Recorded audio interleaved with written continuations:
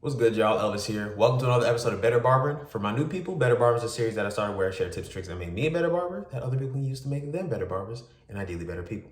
Today, I'm sharing my top 5 client deal breakers. And the things on this list usually apply to newer clients versus older clients because these are things I usually peep before this person becomes my client.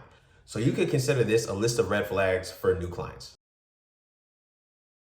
Number 1, blatant disrespect. Some clients come in with something of a superiority complex when they're interacting with a barber or stylist on some shit like, oh, I'm paying you for the service, you work for me. I know, I realize that this is a service industry, but what's really happening is not that I'm selling you a haircut. I'm selling you a portion of my time in which I do the service for you. I'm doing work for me in exchange for money. I'm just sharing it with you. That's how I see it.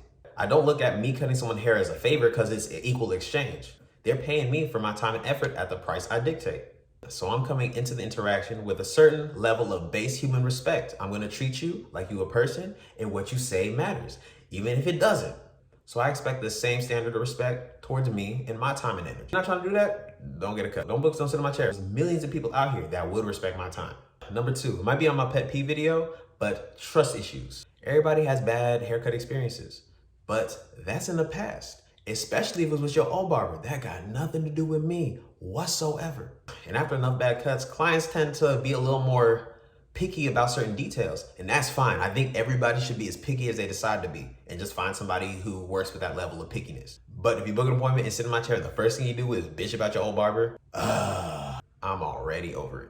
Your barber might have been really, really bad, but that don't got shit to do with me. That don't got shit to do with how I'm about to approach this haircut. And if you ask a client why is I going to the old barber, more often than not, they're gonna say it was something about price, professionalism, or he just was fucking up on the haircut. But 99% of the time, the reason that they give you is bullshit. Because a client would go to a barber for like 4 years, and consistently the barber has a certain relationship with time that they might not like, but they stay for hella other reasons.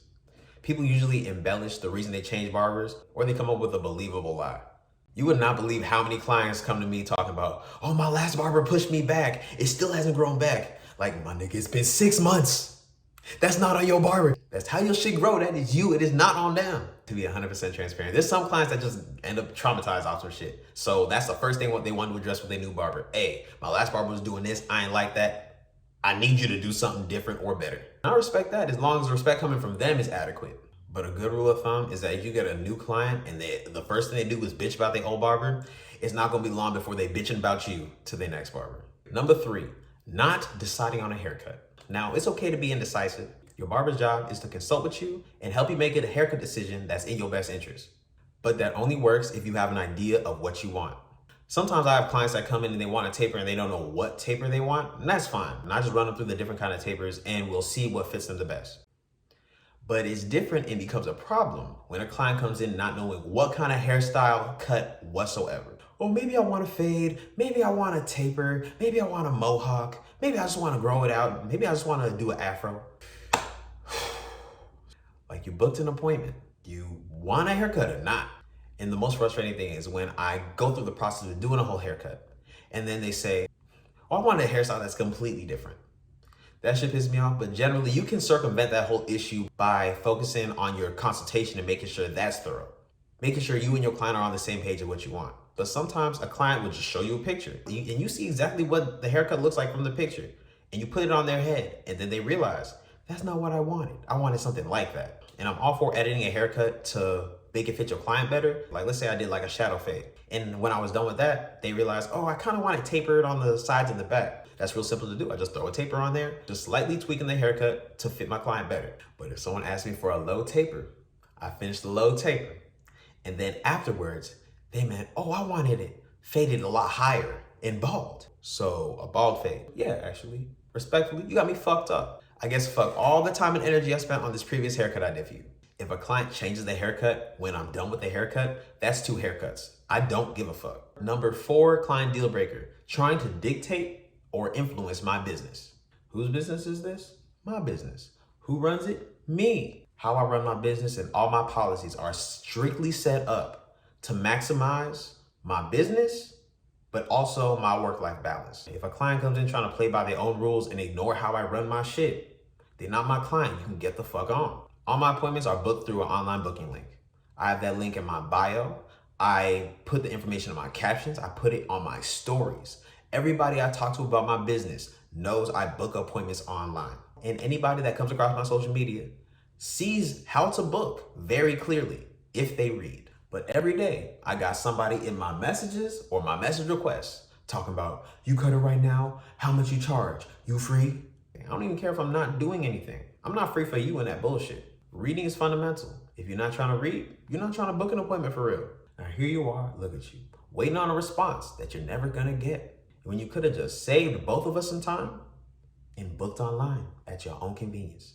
If anybody come into my business trying to move shit around however they feel like, they gotta understand that come with a price. And I'm not talking about taxing on a haircut. I'm talking about the price I paid to be in charge of how my life works. That's a price that 99.9% of people cannot afford.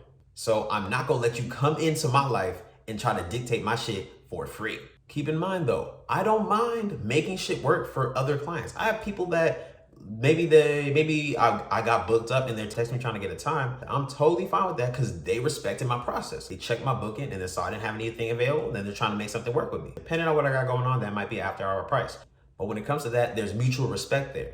And I would consider this more of a red flag than an actual deal breaker, because a lot of clients come in on some shit where they just feel like your shit could be running better. But better isn't necessarily better for you, it's better for them. People always want more convenience for themselves, regardless of the price other people have to pay. That's just human nature. So you gotta accept that people are gonna feel that way. It's also important to understand that the biggest influence on your life needs to be you, or it's not gonna go the way that you want. Number 5 deal breaker, and to me, this carries the most weight over everything else. Negative energy. Sometimes people are deflated or a little depressed or whatever, but that's not the same as giving negative energy to somebody. You can be sad, you can be in a down place, but it's your decision to push that energy towards somebody else and influence their day. Like, I've had some real shitty days and then went and cut hair. And if I'm being 100%, and generally cutting hair makes me feel better than otherwise, but there was a few times where I came from a funeral in the morning, went to cutting hair. And I was cutting my clients, and I wasn't super cheery, I wasn't really talking too much, but I didn't negatively influence my clients. I just kept that to me. Like, I might have talked about it. I never pushed that negativity on somebody and tried to pull somebody's mood down. So if a client come to me in a negative kind of way, I have no tolerance for that shit, because my longest appointment blocks are an hour. I only got to see you for an hour. I only got to interact with you for an hour. On a bad day, I could interact with somebody for 12 hours and not put any negative vibes on anybody else. So if you can't go an hour without trying to put me down on something, we don't need to interact. Not even just as a client, but just person to person. I don't need to interact with you any kind of way. And I was focused on how negative energy affects people's mood, but what I think is more important is how negative energy affects people's thoughts and aspirations. If a client asks me whatever I'm up to, and I tell them about, oh, I got this venture, or I'm started this hobby, or I'm doing this thing, and the first thing they're talking about is, oh, that's hard. Why are you doing that? Why don't you do this? Why don't you do that? I might keep it cordial and polite, but mentally I'm done with you. If your gut reaction is to down or downplay anything I'm thinking about doing or pondering generally, interacting with you is only gonna make reaching my objective harder. I don't necessarily need validation or inspiration for the goals that I have, but I interact with too many people that either neutrally or positively affect me and my goals all the time to spend any kind of energy with someone who's gonna be negative. And of course, we're humans, nobody's perfect, and even the best of us have bursts of negative energy every now and then. But how we allow that negative energy to affect us and the people around us is up to us. It's a personal decision. And if I get my first whiff of negative energy from a client, to be honest, in my head, they're no longer my client. I might cut their hair, they might book an appointment a few more times, but I am not going out my way whatsoever to cut them. If a client that I recognize as a negative client hits me up, talk about any squeeze-ins or any availability, even if I have an open slot, sometimes I might be just like, nah, I'm booked up. And I take an extra lunch or read a book or something. Money is money, business is business. But I don't think there's any price worth paying to be around negative shit. All right, y'all, that's all I got for today. I appreciate y'all watching. If you got any kind of value or enjoyed the video, go ahead and like, subscribe. If you haven't already followed me on Instagram, go ahead and check me out on Instagram at Cuts by Elvis. If you like this shirt, I got Craft Over Clout shirts and other merch on craftoverclout.com. I've got a new merch drop I'm about to make in the next week. I'm super excited about it. But go ahead and check out craftoverclout.com. But till next time, Craft Over Clout, I'm out.